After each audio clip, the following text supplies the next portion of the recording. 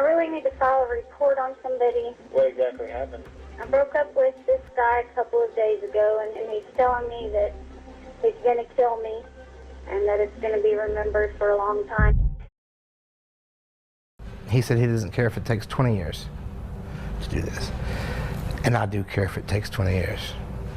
I don't want the person that hurt my kid that doesn't need to walk the street for 20 years. On December 27, 2010, 13-year-old Hailey Dunn was said to be heading to a sleepover at her best friend's house. But she never showed up because she never even told anyone she was coming. If you follow true crime, chances are you've already heard of this case because it became a high-profile investigation handled not just by local police, but also the Texas Rangers and even the FBI. And yet, despite a named suspect, it would drag on for 13 years before going cold all over again. Now, new details are surfacing, pieces of evidence once hidden in sealed files or overlooked in the early investigation. But before we uncover those revelations, let's go back to where it all began. It was the morning after Christmas in Colorado City, Texas, a tight-knit town with just under 4,000 people and the kind of neighborhood where everybody knows your name. Hailey Dunn, barely a teenager, had spent Christmas Day grinning ear to ear, showing off her brand new iPod and spending quality time with her dad, Clint. She was full of energy, a little tomboy who loved glitter and pretty things, played 3 different sports, and drop-ins at her father's house just across the street. And just to give you a little background on the family, Hailey was the daughter of Billie Jean Dunn and Clint Dunn. Although her parents had separated years earlier, Hailey was now living with her older brother David, her mother Billie, and her mother's boyfriend, Sean Adkins. From the outside, they might have looked like an ordinary, peaceful household. But on the morning of December 27, 2010, everything changed. Her mother, Billie Jean Dunn, said goodbye before heading to a 12-hour shift, leaving her daughter sound asleep in her bed. Her boyfriend, Sean Adkins, claimed he left for work even earlier at 5:30 a.m., only to quit minutes after arriving. He told investigators that he drove to his mother's house in Big Spring and stayed there for most of the day, but phone records would later suggest otherwise. By 2:30 that afternoon, a cryptic text was sent from Hailey's phone to one of her friends. It said only one thing: "White in short for what you're doing." But this friend never replied, and no one ever saw Hailey alive again. That night, when Billie got home and realized Hailey wasn't there, she didn't panic, at least not at first. She asked Sean where her daughter had gone, and he casually said Hailey had walked to her dad's and was spending the night with a friend named Mary Beth. But that didn't add up. Clint Dunn, the biological father of Hailey, who lived right across the street, hadn't seen his daughter all day. That was my day, and then I came home around, I guess like 3 o'clock I got there, and Hailey was there watching TV in the living room, and I went to me and Billie's bedroom, and she came in there and told me that she was going to her father's house and that she was staying the night with a friend, and then she left. And then I was there by myself for maybe an hour at the most, and then David and a friend came over, and they went to his room, and they were playing video games and so forth, and Billie called me and told me that that her relief got there and that she's going to get to leave a little early, so I was up there at the hospital in Snyder around 6 o'clock to pick her up, and then we came back, and then we went to bed shortly after that. And this whole time you were thinking Hailey was at a friend's house? Yes. About what time did she say she was leaving at? What time Hailey was leaving? I guess it was sometime in between 3 and 3:30 when she said she was leaving. It was like shortly after I got there. I'm not real sure about a time. Does she normally call and check in every so often, or is it normal to not hear from her for so long? It's pretty normal for her just to not call, because she usually does that, though, because she does stay the night at a friend's house. She'll be back the next morning. And when Billie finally called Mary Beth's family, they were clear. Hailey had never planned to stay with them. She never even said she was coming. What's even more troubling is what was left behind. Her cell phone, her purse, her favorite items, The things she took with her even on the most basic sleepovers were still sitting in her room. And according to Billy, Hailey was just gone. She even started going door to door, asking neighbors if they'd seen her daughter walking, wondering aloud if someone had snatched her off the street. But no one had seen anything. The next day, Billy finally filed a missing person report. Initially, authorities labeled Hailey as a runaway, an assumption that would come back to haunt the investigation. The community, however, refused to stand still. Neighbors, friends, and strangers searched vacant lots, empty fields, and alleyways. Clint led the charge, rifling through dumpsters, walking until his feet gave out, chasing rumors even when they went nowhere. Meanwhile, Billy and Sean's behavior quickly raised eyebrows. Sean never joined the searches, never handed out flyers. He mostly answered questions and sat for interviews. Billy, for her part, admitted she couldn't bring herself to search the wooded areas, explaining that doing so felt like looking for her daughter's body. Instead, she clung to the hope that Hailey would simply walk back through the door. But just 4 days after Hailey disappeared, Billy and Sean hosted a New Year's Eve party. And for Clint, Hailey's father, that just didn't sit right. By January 4th, the investigation finally escalated. The Texas Rangers and the FBI officially joined the search for Hailey Dunn, bringing with them national attention and resources that Colorado City had never seen before. Billboards with Hailey's bright, smiling face popped up across Texas highways, each one pleading for the public's help. But what truly launched the case into the national spotlight was a high-profile appearance by Billie Jean Dunn on The Nancy Grace Show. Hailey Dunn was extensive. Of course, the Texas Rangers started with Hailey's home, the home she shared with her mother, Billy Dunn, and the live-in boyfriend, Sean Atkins. The intensive search did not end. The interview was raw, uncomfortable, and quickly went viral, not just because of Billy's demeanor, but because Nancy didn't hold back. She grilled Billy, questioned her timeline, and cast serious doubt on Sean Atkins, whose name was already circulating as a possible suspect. In the days that followed, Sean gave his own interview, addressing the growing number of people pointing fingers at him. He said it hurt to be accused, especially when he claimed to love Hailey with all his heart. But to many, his answers raised more questions than they resolved. Hailey's case was on national television, and Nancy Grace seemed to be a little hard on you. What was that like, hearing her question Billy like that? I heard about it. I wasn't there when Billy was getting interviewed by her. I was talking to the Texas Rangers, but I heard about it, and it's frustrating, what she said about me. But it really doesn't bother me because, my main focus is just Hailey, because we just want her to come home safe. Does it hurt to think people would point fingers at you, the person who cares about her? Yeah, it hurts. It does. Describe to me the relationship between you and Hailey. It's a really good relationship, and I love her with all my heart, and I believe she loves me with all her heart, and we get along just fine. See, is there anything else you want people to know about you and your relationship with the family at all? Because it seems like a lot of people are buzzing on the internet about it. Yeah, as far as me, Hailey, and Billy and David, we all get along just fine. And I would never do nothing to that little girl. I love her with all my heart. And I just wish for her safe return. Meanwhile, Clint Dunn was relentless.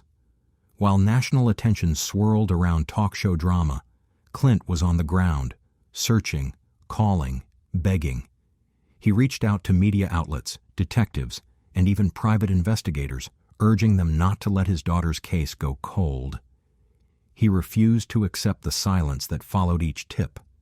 Deep down, he believed both Billy and Sean knew more than they were saying. Behind closed doors, the family dynamic began to fracture under pressure. What seemed like a quiet home on Chestnut Street began to look more like a powder keg. Police records revealed a history of domestic disputes between Billy and Sean, including at least one disturbing incident months before Hailey went missing. In that call, both parties accused the other of threats, and officers described the couple as argumentative and unstable. I really need to file a report on somebody. What exactly happened? I broke up with this guy a couple of days ago, and he's telling me that he's going to kill me and that it's going to be remembered for a long time. I got a situation on my hands. I have an ex-girlfriend. She's taking a whole bunch of anxiety pills that I take. So I guess she got them from me, and she said she took a bunch of her pain pills too. And she's saying that she wants to die, so she filed a report on me, for threats and stuff like that. So she's just upset about it. She's just, not being herself right now. Threatening to kill her. Damn it. It's Billy Dunn. Oh, God. He's been going all day. All right, I'll go up there. This wasn't exactly news to the neighbors. They had heard the shouting through the walls, whispered about the tension, and watched from a distance as arguments spilled into the yard. Some described the house not as a home, but as chaotic and unsettling. But what truly rattled the community were the words that came from Hailey herself.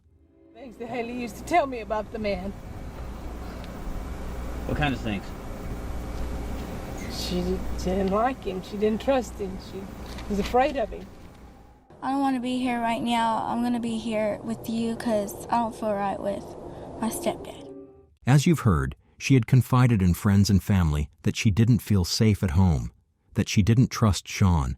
Her grandmother Connie recalled Hailey telling her she would sometimes see Sean's shadow outside her bedroom door late at night, just standing there. Others close to Hailey described her as uneasy around him, often trying to avoid being left alone in the house. And though Billy claimed Hailey and Sean were more like friends, those who knew the girl best said otherwise. Still, there was no arrest. Early in the investigation, both Billie Jean Dunn and Sean Adkins were asked to account for their whereabouts and daily routines. Detectives examined bank statements, cell phone records, and work logs. Almost immediately, Sean's story began to unravel. He initially told authorities that on the morning of December 27th, he had gone to work at a Snyder manufacturing plant, only to be fired. According to his version of events, he clocked in around 6 a.m., picked up a drink, and then left after being let go, turning in his uniform on the spot. To investigators, this detail seemed important. It could provide a window into his timeline, but as they dug further, they realized Sean's account was far from accurate. When detectives spoke with Sean's supervisor, they were told something very different. Sean had not been fired. Rather, he quit voluntarily. The supervisor confirmed he had indeed shown up at 6 a.m., but chose to walk away from the job on his own, handing over his uniform before leaving. This distinction mattered because it exposed an early lie in Sean's story. Later, when questioned about this, Sean admitted he had lied to avoid conflict with Billie Jean. He claimed he did not want her to know that he had walked out of a steady job, so he fabricated the firing story. But for investigators, this was the first of many red flags. The cell phone data painted an even murkier picture. Sean told detectives that after leaving work, he drove straight to his mother's home in Big Spring, about 50 miles away, to use her computer to file for unemployment benefits. But the digital trail told a different story. Between 6:35 and 6:56 a.m., his cell phone pinged towers in Colorado City, the very town where Hailey lived, miles away from Big Spring. If he had truly gone straight to his mother's house, his phone would have pinged towers along the route. Instead, it appeared as though he had remained close to Colorado City during a critical window of time when Hailey was last seen alive. The records did eventually place him in Big Spring, but not until hours later, between 9:38 a.m. and 2:40 p.m. That left nearly a 3-hour gap unaccounted for, a gap that investigators could not ignore. When pressed, Sean continued to insist that he had gone directly to his mother's house, even though the digital evidence contradicted him. These contradictions only fueled suspicion that he may have been in Colorado City longer than he wanted anyone to know. Later that day, Hailey's older brother David returned home around 4:00 p.m. Finding the front door locked, he entered through a window and froze when he saw Sean standing in the hallway with an alarmed expression, like a deer in headlights, as he described it. Hailey's uncle later recalled Sean being asked how anyone could harm an innocent child. Sean chillingly replied, "It's like killing a deer." That evening, bank records revealed more contradictions. After Sean had picked up Billy from work at around 6 p.m., the couple made 2 ATM withdrawals totaling $140. Billy later told police the money was for groceries and gas. Investigators, however, determined the cash was actually spent on narcotics. This raised further concerns for detectives. Drugs might have been used in the household with children present. And when both Billy and Sean were asked to take polygraph tests, they failed. Billy admitted she was on anti-anxiety medication. Sean walked out twice. On the third try, he answered just 2 questions. When asked where Hailey might be, he answered Scurry County. When asked who police should look at, he said, "Both of us." Investigators flagged both responses as truthful, but Sean refused to explain further and walked out again. On top of that, a deeper dive into the household revealed something more disturbing than many expected. Detectives searching the property uncovered stacks of printed articles, hundreds of them, covering topics like serial killers, sexual sadism, and intrafamilial violence. It was not just casual browsing. These were carefully saved, printed, and stored, as though someone had been collecting them deliberately. When Billy was confronted with this discovery, she brushed it off, claiming that she and Sean were simply fans of true crime stories, saying, "Plenty of people are into true crime." But to detectives, this explanation felt inadequate. True crime fandom was one thing, but the sheer scale and subject matter of these materials hinted at something much darker simmering beneath the surface. By January 12, 2011, barely 2 weeks after Hailey had been reported missing, law enforcement publicly declared that Sean Adkins was officially a person of interest. For many in the town, this came as little surprise. Still, Sean denied any involvement, insisting he had nothing to hide. Then, the situation took an even darker turn.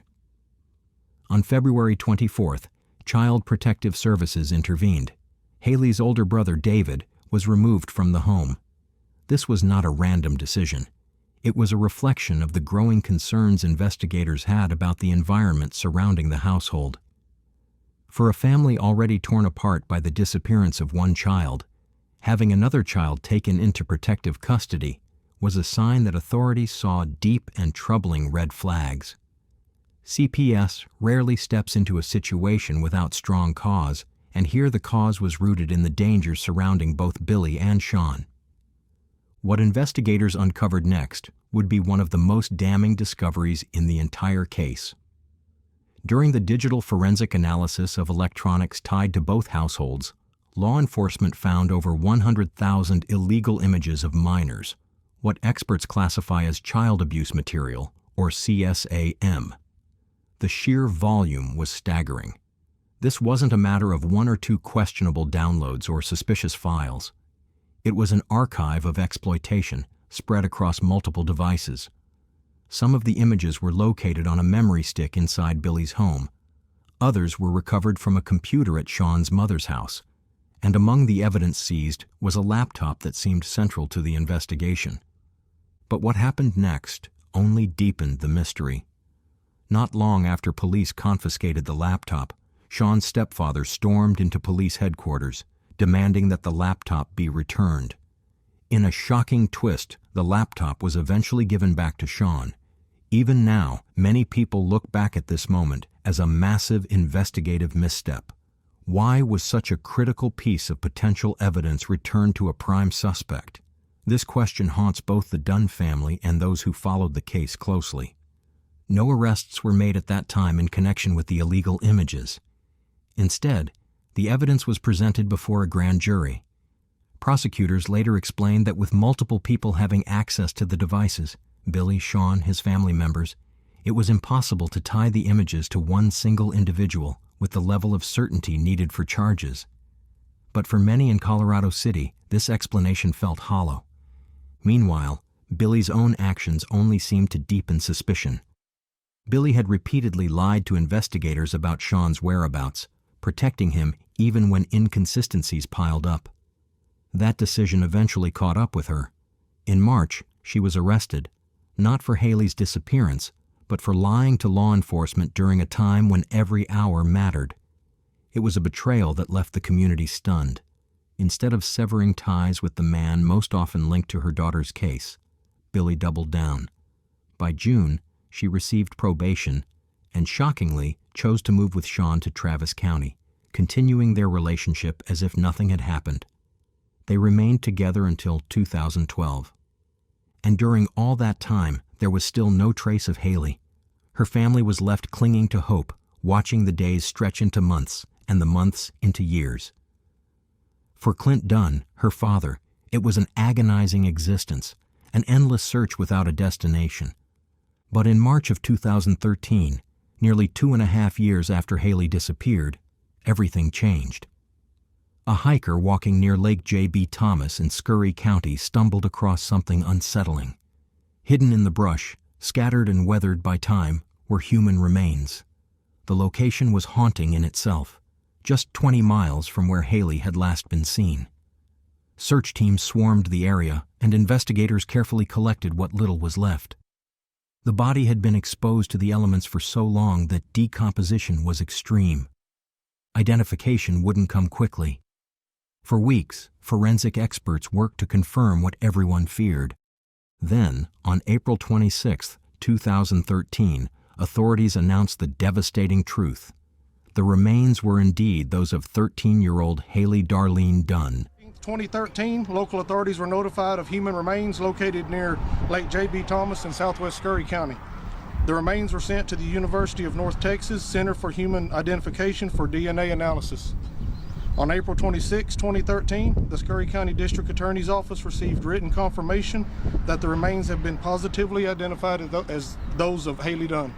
For her family, the news landed like a thunderclap. The hope that she might somehow be found alive was gone. Her father, Clint, was quietly told that she had likely died from blunt force trauma. But for reasons that were never fully explained, the public was never given an official cause of death. Authorities remained tight-lipped, withholding details that might have offered some clarity. And so, while the mystery of Hailey's whereabouts had finally ended, the mystery of her death had only deepened. The years that followed were filled with silence. From 2013 through 2017, the case sat largely stagnant. There were no arrests, no new suspects, no major announcements. Just the lingering ache of an unresolved crime. It wasn't until 4 years later, in 2017, that Hailey's family was able to bury her remains. Even then, closure felt impossible. However, Clint Dunn did not stop. Instead, he became a force of persistence. He organized vigils in her memory, keeping her name alive in the community. He took to social media, building awareness, sharing updates, demanding answers. He rallied anyone who would listen, urging law enforcement and the public not to give up. His grief was heavy, but he transformed it into something sharper: determination. That determination finally paid off in 2019. Out of nowhere, one of Clint's online posts reached someone unexpected. A former middle school student who had been just a child back in 2011 when Hailey first went missing remembered finding unusual items in the months after her disappearance. At the time, the student hadn't known their significance.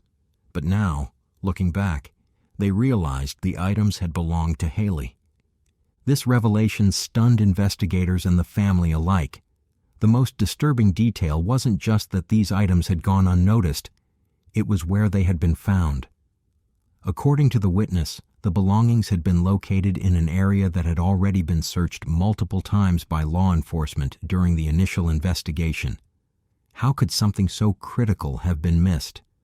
Had the items been overlooked due to carelessness, or had they been planted there later? For Clint, the discovery was both a breakthrough and a torment. If these items had been seen earlier, if they had been collected in real time, maybe the case wouldn't have dragged on for nearly a decade. Maybe justice would have come sooner. Still, the discovery breathed new life into the investigation. For the first time in years, the door that had been sealed shut creaked open again. As hope flickered back to life, another thread began to unravel. Across West Texas, women were coming forward with disturbing stories of being harassed online by a man who called himself Casey, the same as Sean Adkins's middle name. The harassment wasn't casual. It was graphic, vulgar, and threatening. Private investigator Erica Morse took these reports seriously. She dug into the digital trail, collected the evidence, and linked the activity back to Sean. To her, it was a clear sign of who he really was, a man capable of violence, manipulation, and cruelty.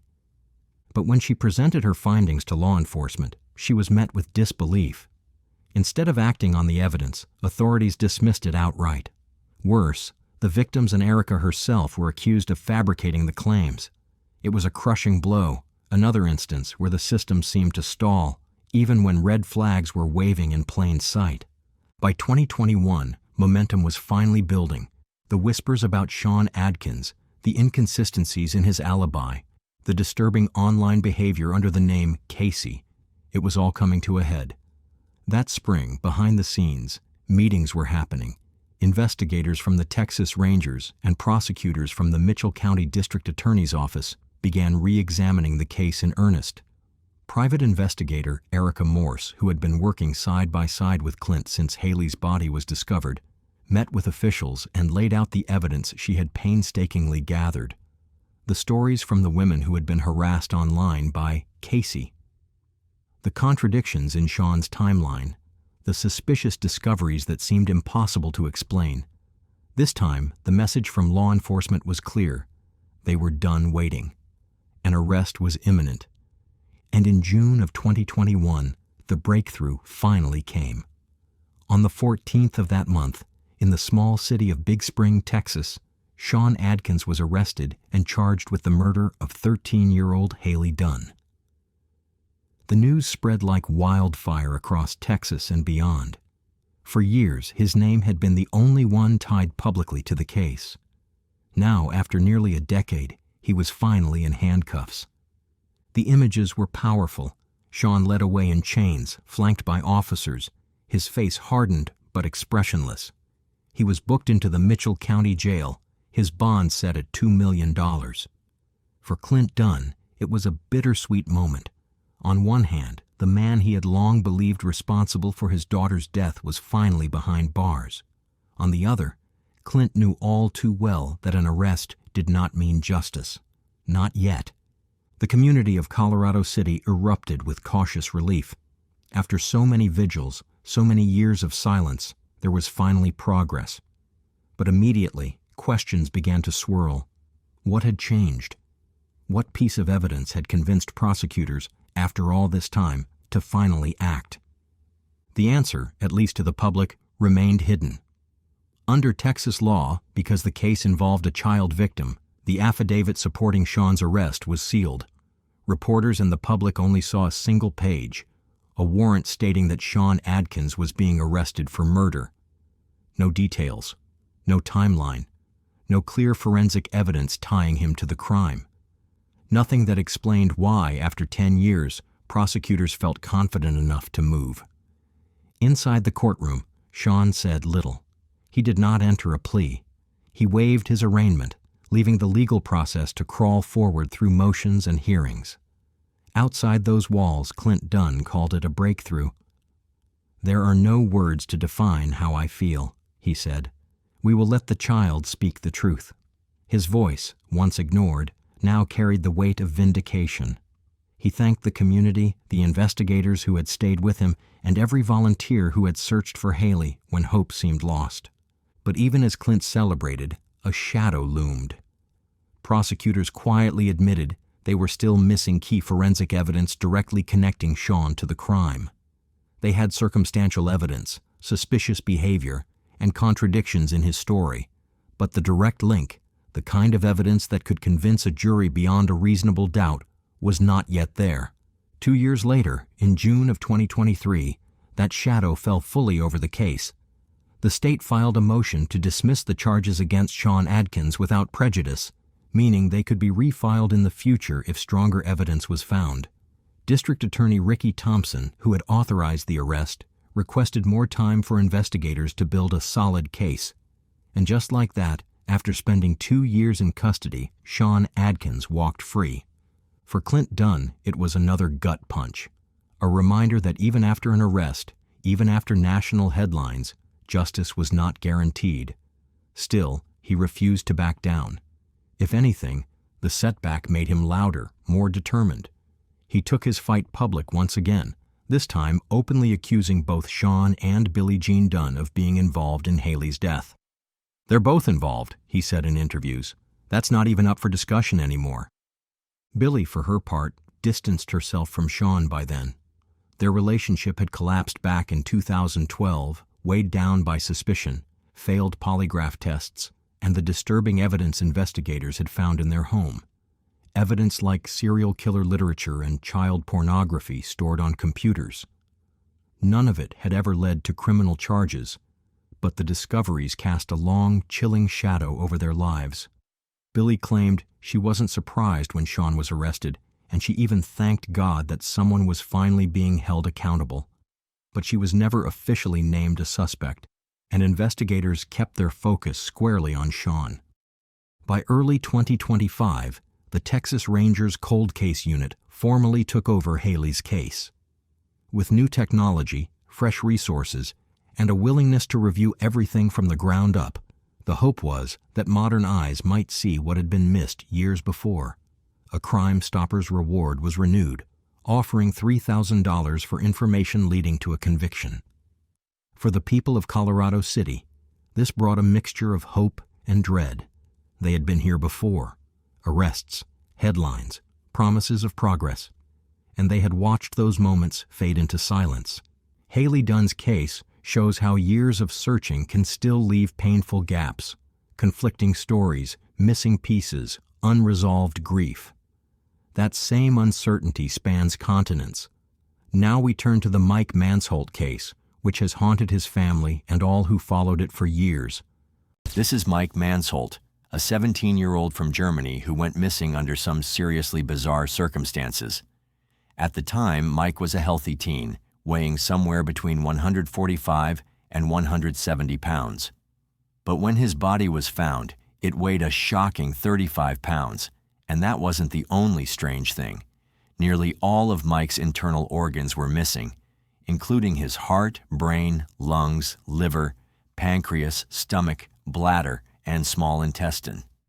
But what truly baffled investigators and horrified his family was that his body showed no signs of being cut open or torn apart, making it nearly impossible to believe that animals had done this. So the question remains, what really happened to Mike Mansholt? Wie bist du gestorben, Mike? Seit mehr als einem Jahr fragt sich das die Familie. Der Weg zwischen ihm und den Schuhen und seinem Fahrrad, der passt nicht zusammen. Wir haben oft über die Möglichkeit nachgedacht, ob vielleicht die Sachen von oben runtergeworfen wurden. Aber das auch, da sind wir wieder im spekulativen Bereich. Ja? Now you might wonder, how did such a young boy end up traveling to another country all alone? Well, Mike wasn't new to traveling. He had been to many parts of the world since he was a child. Born on August 20th, 1998, in the city of Oldenburg, Germany, a place with over 160,000 residents, Mike was raised by his parents Bernd and Suzanne Mansholt. His parents eventually divorced, and both moved on to new partners. Mike stayed with his mother, who later had a daughter named Maria, while his father also had a son named Daniel. Despite the family changes, Mike got along well with both his half-siblings and cherished having them around. He had always longed for brothers and sisters to play with.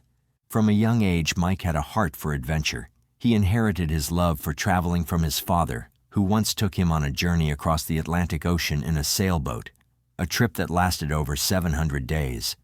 They also explored Iceland, Scotland, the Caribbean, and more. Mike's father described him as a kind, polite, and calm boy, even though he was full of curiosity and wonder about the world. In July 2016, 17-year-old Mike decided to travel alone for the very first time. His destination? Malta, a beautiful island country in the Mediterranean Sea, just 58 miles south of Sicily, Italy. With a population of around 500,000 and just over 120 square miles of land, Malta is a popular summer destination known for its beaches, warm climate, and low crime rate. Mike flew there to visit his girlfriend, who was attending a language course, and obviously, he was very excited to visit her. Now, the meeting with his girlfriend took place on the 8th of July, 2016, when Mike landed on the island of Malta. Wasting no time, he headed straight to Valletta, the capital city, where she was waiting. The two were overjoyed to be reunited, and the island seemed like the perfect setting for a romantic and adventurous getaway.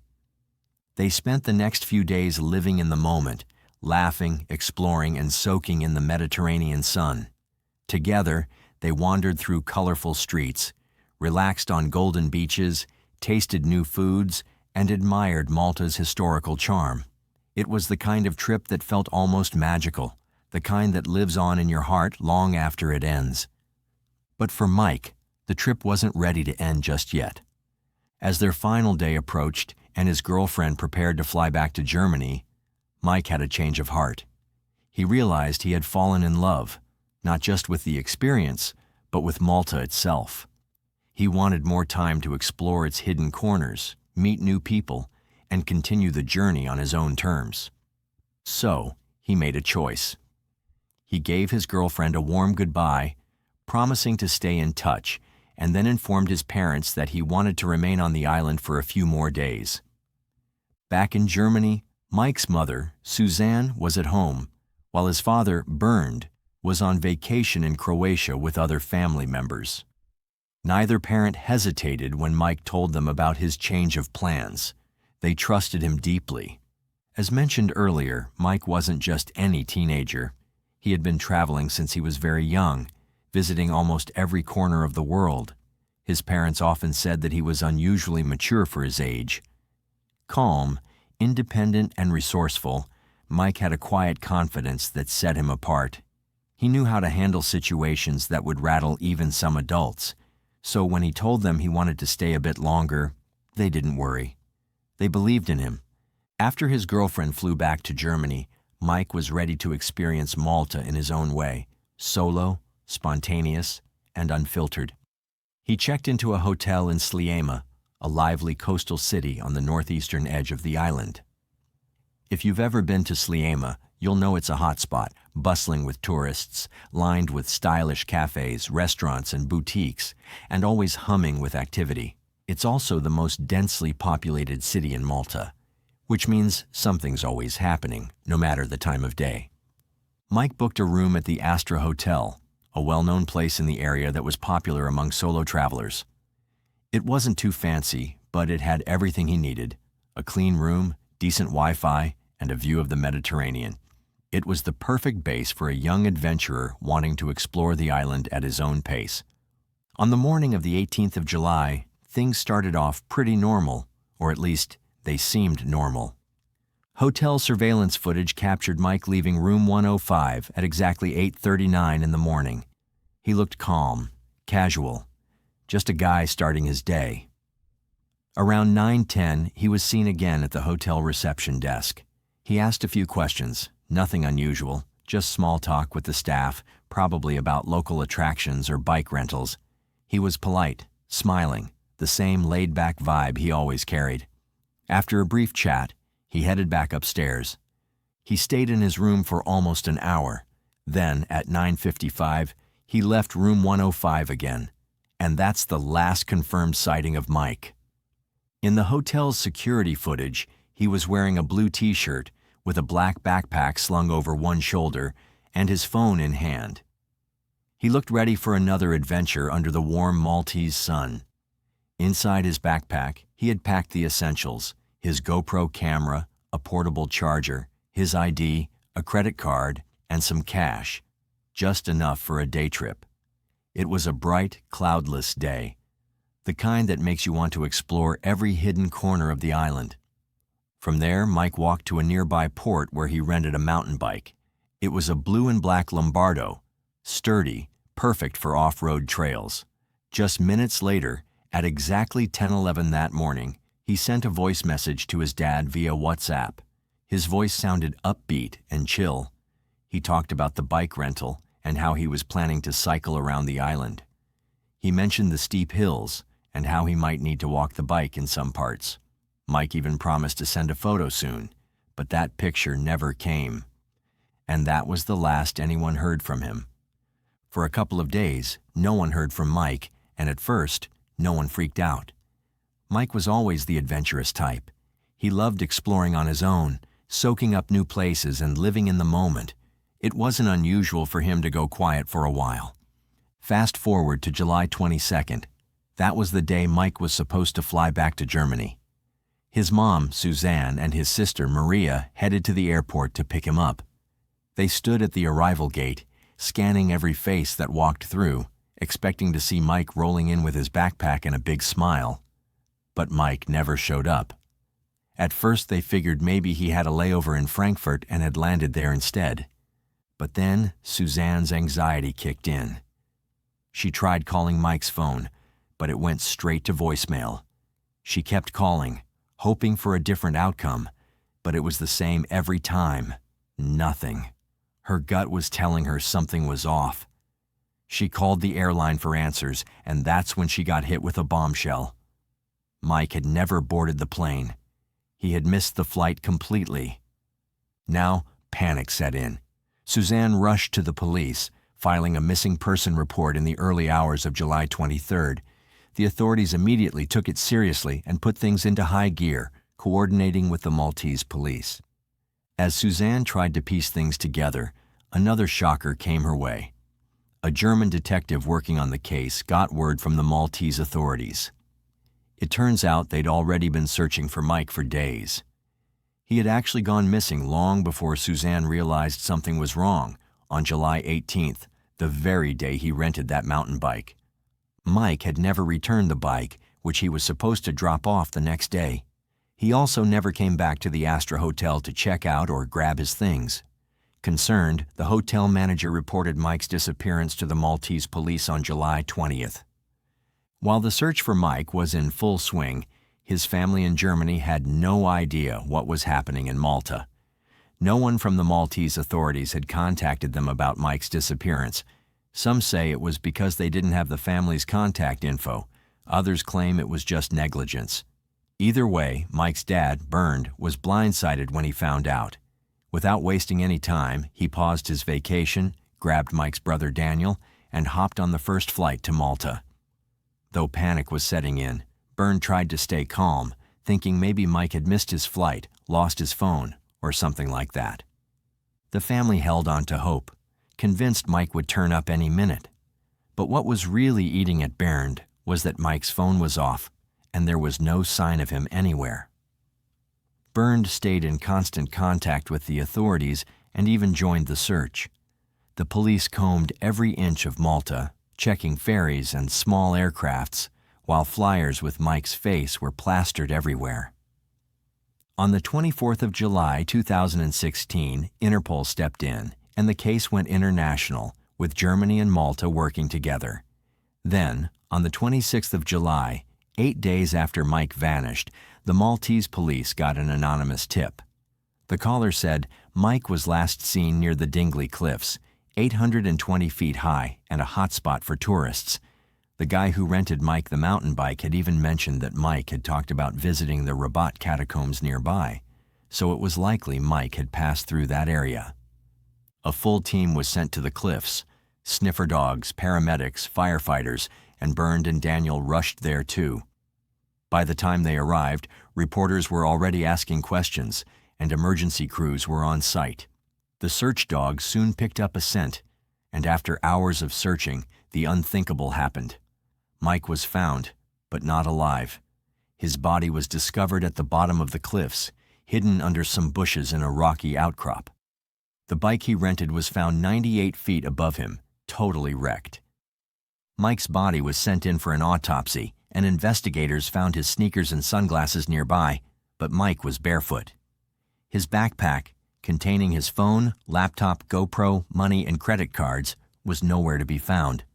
And the strangest part? Fresh hay was found near his body, as if someone had stepped on it and left a piece behind. But it couldn't have been Mike. He was barefoot, and his sneakers were found several feet away. When they asked a local farmer if he knew anything about the hay, he simply said he didn't. Burned Mike's father wasn't about to let anything slide. After speaking with the farmer near the cliffs, he could tell something was off.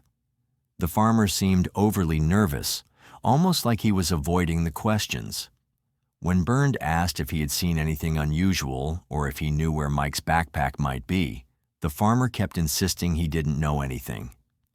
But Burned wasn't buying it. His heart was shattered over the loss of his son, but he refused to break down completely. He needed to get to the bottom of what had really happened.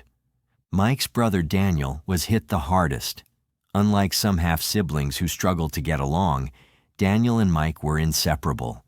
They had been thick as thieves, always dreaming about traveling the world together when they grew older. But now, those dreams were ripped away, leaving Daniel with a pain that was impossible to ignore. My brother is it's a young, tough, athletic guy that always looking for a new challenge and a new target he can go on. And he came here for holidays and to explore the beautiful island. And he had a plan to come back, and we have to make it sure that he come back. When Suzanne, Mike's mother, heard the devastating news, it felt like she was trapped in a nightmare that she couldn't escape. The idea that her son was gone was simply unimaginable. Mike's sister Maria was crushed too. The bond they shared was unbreakable, and now she would never see her brother again. And then there was Mike's girlfriend, who had already arrived in Germany, waiting eagerly for his return. She had been counting down the days, dreaming of finally being reunited with him. But in the blink of an eye, those plans were shattered, and the future they had imagined together was lost forever. Back then, this case didn't just shake Malta, it rocked the entire world. With Malta having a relatively low crime rate, something as tragic as this was completely unheard of. The news spread like wildfire, capturing the attention of media outlets in both Malta and Germany. But as the investigation dug deeper, even more strange and bizarre things started to unfold. Mike had always been obsessed with documenting his travels, filming every moment, which is why his GoPro was so important. If he'd captured anything on that last day, it could have been the missing piece to crack the case. But when Mike's body was found, only 3 items were recovered: his sneakers, his sunglasses, and the GoPro case.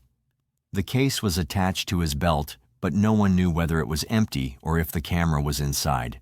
The GoPro itself, nowhere to be found. The moment Burned, Mike's dad, arrived in Malta, he immediately asked about the GoPro. The lead investigator told him she had seen the GoPro case on Mike's belt and that it had been cataloged. But when Burned went to check at the Astra Hotel where Mike stayed, all of Mike's belongings were handed over, except for the GoPro case. It didn't add up.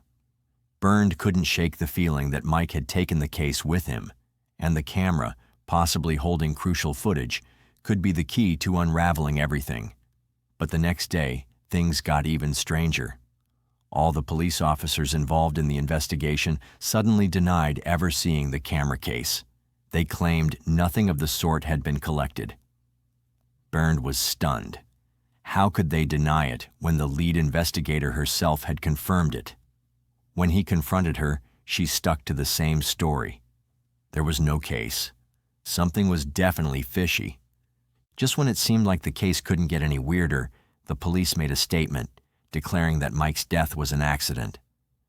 According to them, he had simply fallen from the cliff while riding his bike. But the way Mike's body was found didn't add up to that explanation at all. If he had fallen while riding, he would have dropped straight down, right? But Mike's body was found in a position that suggested he had fallen backward, which was nearly impossible if it was a natural fall. Despite all the inconsistencies, the police quickly closed the case, claiming Mike had fallen from a height of more than 30 meters and had somehow rolled to the spot where his body was discovered. But there was more. The coroner, who examined Mike's body, told Byrne that Mike hadn't suffered because he had broken his neck in 2 places, which caused almost instant death. But here's the catch. No x-rays had been done on Mike's body at that point. So how could the coroner make that call? Was he just guessing? A month later, the autopsy report was finally released. It confirmed through DNA testing that the body was Mike's. It also revealed that Mike had been dead for about 8 days by the time he was found, which meant he likely died the very same day he left the hotel to explore the island. But here's the most bizarre part. The autopsy showed that Mike had no broken bones. None. This was highly suspicious, especially considering he supposedly fell from more than 98 feet. If that were true, he should have at least broken an arm or something. So why weren't there any fractures? This revelation cast doubt on the coroner's statement and made Byrne's suspicions grow. A forensic examination of Mike's rented bike only deepened the mystery. The bike's condition didn't match what would be expected from a fall of over 98 feet from a cliff. Everything was starting to feel wrong, like pieces of a puzzle that just didn't fit. Then, just days before the official autopsy report was finalized, an employee from the morgue, who had been responsible for Mike's body, approached Byrne with a hushed warning. She told him that everything about Mike's death seemed suspicious. No broken bones completely contradicted the police's story that Mike had simply fallen from the cliff while riding his bike. She urged Byrne to think carefully about his next steps, suggesting that the police seemed to have no interest in pursuing the case any further. This only added to Byrne's growing distrust of the investigation. Desperate for answers, Byrne went to speak with the head of the investigation, the same officer who had first claimed to have seen the GoPro case attached to Mike's belt, only to later deny it. But this time, she refused to speak with him. She dodged his questions and acted as though the entire matter wasn't worth her attention. This only fueled Byrne's suspicions. Why was the investigation being handled so poorly? Why were they denying even the simplest facts? He kept pressing the authorities about Mike's GoPro, believing it held the key to understanding what really happened. Just days later, the forensic department in Malta handed Byrne a camera, claiming it belonged to Mike. But what they handed him was an old Canon model from the early days of digital photography, not the GoPro Hero 2 that Mike had been using to document his travels. Along with the camera came a memory card, completely destroyed. The authorities claimed it had been found inside the camera when it was recovered next to Mike's body. Byrne immediately knew this was not his son's camera. The authorities were trying to pass off an old, outdated camera as Mike's, likely hoping he would stop asking questions about the real GoPro. By now, Mike's family had grown deeply suspicious of the Maltese police. The lack of interest in the case, the inconsistencies, and the strange actions of the authorities were all too much to ignore. Byrne confronted some officers about who might have stolen his son's belongings. The officers, almost dismissively, claimed that no one from Malta would steal items from a body, suggesting it might have been a tourist. But then there were the phone records. The police claimed they had pulled location data from Mike's phone carrier, only to report that they found absolutely nothing. No records, no trace. Everything seemed to be going in circles. Frustrated with the inconsistencies, the lack of progress, and the growing feeling that something was being hidden, Byrne was ready to make serious accusations against the authorities. But before he could take any action, he had to return to Germany to arrange his son's funeral and deal with the heartbreaking aftermath of the tragedy. Mike's body landed in Germany on August 17, 2016, and what was supposed to be a moment of mourning quickly spiraled into something out of a true crime documentary. The funeral home staff, tasked with preparing his body for burial, were immediately disturbed. Mike's body looked eerily deflated, like someone had let all the air out of him. It was obvious something was wrong. Even worse, he hadn't been embalmed at all, which was bizarre considering his case was still under investigation. The smell was unmistakably that of raw decomposition, not the usual chemical scent you'd expect from a preserved body. The moment they realized this, the funeral home workers called the police. One officer casually mentioned that airport staff had already thought the coffin felt way too light when it arrived. That was enough to raise every red flag imaginable. Mike's body was quickly sent to the Medical University of Hanover, and what they uncovered was horrifying. His body weighed only 16 kilograms. That's about 35 pounds. When they opened him up, almost all of his internal organs were missing. His brain, heart, lungs, liver, pancreas, adrenal glands, right kidney, bladder, stomach, intestines. Every vital organ was stripped from his body. Only tiny scraps of his left kidney, diaphragm, spleen, and colon remained. No wonder he looked so deflated. He was practically empty. Now, yes, it's normal to remove organs during an autopsy. But here's the catch. They're supposed to be either returned to the body or replaced with something like cotton or sawdust. And if they're not returned, there should be a full report explaining why. None of that was done. Mike's body was just left as an empty shell with no explanation, no documentation, and no dignity. His family was devastated. His father Bernd wrote a heartfelt letter to the Maltese authorities, begging them to send back his son's organs so he could lay him to rest properly. However, what he got back was shocking. The coroner claimed that animals had eaten the organs before Mike's body was found. Seriously? That didn't make any sense. The original Maltese autopsy made zero mention of animal bites or injuries. No claw marks, no chewed-up skin, nothing to back up that wild claim. And so, the German authorities stepped in. What once looked like a tragic accident was starting to look more and more like a crime. They opened a full investigation. The forensic team in Hanover asked for a copy of the original autopsy report from Malta, but, surprise, it never came. And without Mike's organs, their second autopsy was already limited. But that didn't stop Bernd and Suzanne from fighting. They filed a formal complaint and demanded answers. Through their lawyer, they revealed an email from the Maltese coroner, where he now claimed rodents had eaten the organs and that Mike's brain had liquefied. The parents were done with the excuses. They took the fight to court, and the German prosecutors began leaning into a more sinister theory. What if Mike was murdered? They also called out the Maltese coroners for doing an incredibly sloppy job. A new autopsy was ordered, even though the body had already deteriorated. This time, Maltese officials had to be present so no one could twist the facts. And once again, the findings were disturbing. There were no bite marks, no signs of rodents. Just a small nibble on the neck and a faint abrasion on the forearm, definitely not enough to explain the missing organs. Plus, it was reconfirmed that Mike's body had been fully intact when it was recovered from under the cliffs and transported to the Maltese morgue. Most importantly, the new autopsy revealed what might be the biggest failure of all.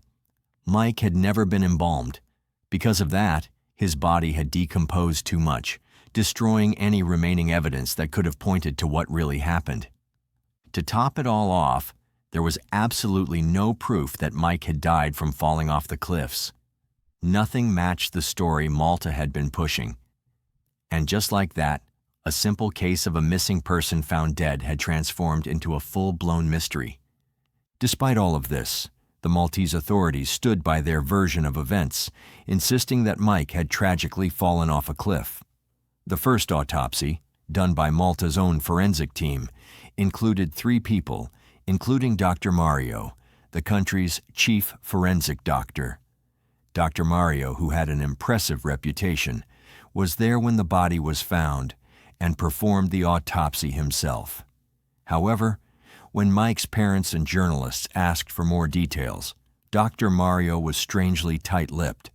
He only responded to one email from Mike's father, Baron, saying the organs were already missing before the autopsy, suggesting that rodents had eaten them. He also mentioned that Mike's brain had dissolved due to the sun's heat. Dr. Mario stated that he had shared this information with the head of the investigation, but the German forensic team didn't buy it.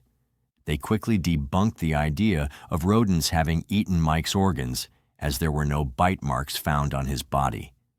As for the brain liquefying in the sun, that was just plain absurd according to the Germans. They pointed out that many countries have summer temperatures exceeding 40 degrees Celsius, and no one had ever seen anything like this happen. Furthermore, Dr. Mario had documented that Mike's body was found lying on his back, but the German team didn't believe he died where he was found. They theorized that Mike could have been alive when he hit the beach and crawled to a shaded area under the cliff. They even considered asphyxiation as a possible cause of death, especially because Mike's hyoid bone was missing, an indication of strangulation. By November of 2017, Bernd had had enough.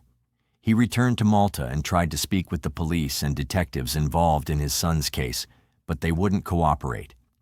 He then filed a legal request to access all the case files, only to be told the judge was sick and known for being slow in approving judicial decisions.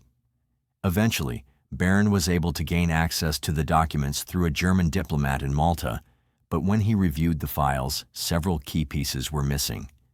The autopsy results and photos from the crime scene had mysteriously disappeared. In January of 2018, the Maltese government finally caved under pressure from the German authorities and reopened Mike's case. The first documents related to the case were sent to Germany, and the German media began covering the story once again. The German parliament even started debating it. However, the new judge assigned to the case also concluded that Mike's death was due to a fall from the cliff, and nothing really changed. The German authorities, despite finding numerous inconsistencies in the case, found themselves at a dead end with the limited evidence they had. Most people who analyze the case, full of holes and carelessness from the diplomats, investigators, and journalists, have serious doubts about the Maltese authorities' official verdict. Bernd became exhausted and disheartened by all the negligence and decided to stop pushing for more answers. He shifted his focus to his family, feeling that they would never truly know what happened to Mike. A German newspaper that had been following the case from the beginning even tried to revisit the story. But when they reached out to the Maltese authorities, they were met with silence. No one involved in Mike's case seemed willing to talk, almost as if they were trying to cover it up. Theories surrounding Mike's case are still floating around, with one of the most popular being that Mike could have been a victim of organ trafficking. Mike was a healthy young man, and the absence of his organs has made many wonder if he was targeted by traffickers. According to this theory, Mike could have been approached while cycling through a remote area of Malta. The traffickers would have taken him to a location, removed his organs, stitched him back up, and then dumped him off the cliff to make it look like an accident. Some believe the Maltese authorities discovered everything but chose to cover it up because of the potential damage to tourism. Another theory suggests that Mike was robbed by thieves who took his belongings and then threw him off the cliff. According to this idea, Mike may have been strangled, and his body was placed where it was found to prevent further damage to the island's tourism industry. If Mike had been strangled, authorities might have decided to remove his hyoid bone, brain, and other organs to avoid revealing the truth. There's also the possibility that Mike simply fell off the cliff on his own, and people who passed by took the opportunity to steal his belongings. The least accepted theory is that Mike might have taken his own life, but that was quickly dismissed early in the investigation. Everything about Mike's life pointed to him being happy, full of plans, in love, and showing no signs of mental illness or depression. Mike Mansholt's case remains one of the most mysterious and incomplete cases ever documented.